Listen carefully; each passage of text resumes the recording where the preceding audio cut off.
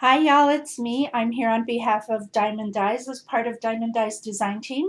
For those who don't know Diemond Dyes, they make steel rule dies in all shapes and sizes for all your crafting needs. And if you click on that link down below in the description box, I'm sure you will love everything that you see at Dee's shop. So go check it out. Right now there's a very big sale going on. Most everything is on sale, including the bundle of our new release that came out this month.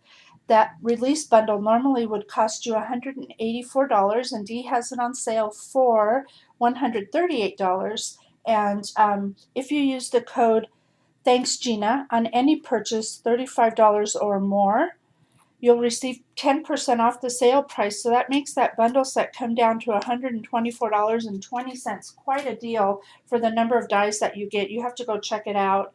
And if you don't buy that bundle, you still can use this code spending $35 or more and get 10% off your order. So that's a great deal. And free shipping is also another great deal. So let me get started because I'm really excited to show you what I created this time. And before I do, I want to show you the dies that I've used. I used the bow die, which I actually use the smallest one here, and it's great because you get so many sizes to choose from. I used the Nature's Flourish die right there, really pretty, very intricate, cuts really beautifully. I used the cloud die right there. I believe I used just the solid one. I used I can't wait to show you this project because my brain went somewhere else with these dies. I used the fishtail banner die right there, and in particular I used that one. And last but not least, I used the mini album bone die right there.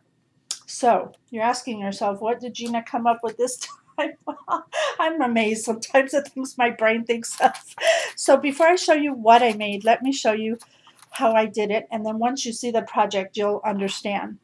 So I took the bone die and I laid it out in my die cut machine, and then I took this fishtail banner die and I lined it up so that this made the heart shape that you're looking at there. Can you see that? So then when I ran it through my die machine with the paper that I wanted to use, I made sure to stop at this point right here. So maybe you can start to see where this is going, maybe not. Let me show you what I created in a picture first, and then I will show you up close. So here's the picture.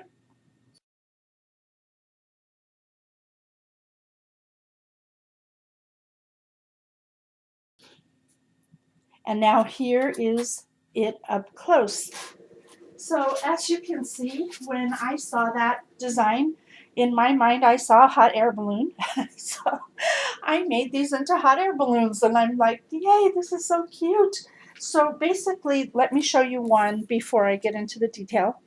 If you look at this, you can see what I mean. Oops, sorry. How I stopped right here, and then I took this piece and that would be how it was when you saw it. Remember I said I stopped right there, and then I just folded that down and made sure to cut these edges to match these edges here to make sure it was straight. I know you could probably, I don't know, it was just the easiest way I found to do it. So that's how I came up with a hot air balloon. Now this could be used for a baby shower.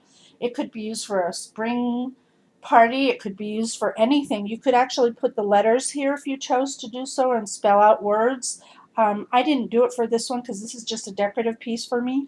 But let me tell you what I did. So the other thing I needed to tell you really quick, if you notice my heart shape is a little more defined here and it's not here.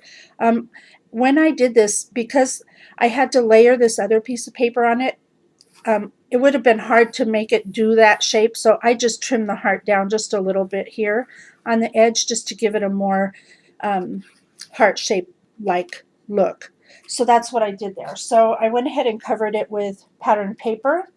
I used a die from my stash, and then I used the flourish die there underneath the flower, and on each one I used a different colored tone of rose because I thought it went well with the paper I chose in the background. Here you can see I used the bow die there, and I ran it through an embossing folder first, so really cute. I then added the seam binding on the sides to make it look like the hot air balloon. I added some more pattern paper at the bottom, and then I used flat back pearls here, and this is crepe paper. I just kind of ruffled it up to give it a little extra something something.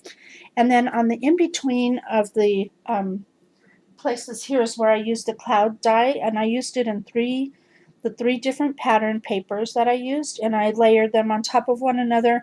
And this one here on the top, I just bent it a little to give it a little dimension when it's hanging, and I repeated that for all of them. Even on this end here, which you can't see too well, I just knotted the seam binding, but the clouds are still over there as well. So that's my project. I'm just thought it came out so cute, and it was such a fun idea. Like I said, these dies challenged me to think outside the box a lot, and that's what you need to do too when you get your dies. Just think outside the box. You'll be amazed what you can come up with. So thank you so much for watching. Be sure and shop at Diamond Dies and do what makes you happy. I'll see y'all next time. Bye for now.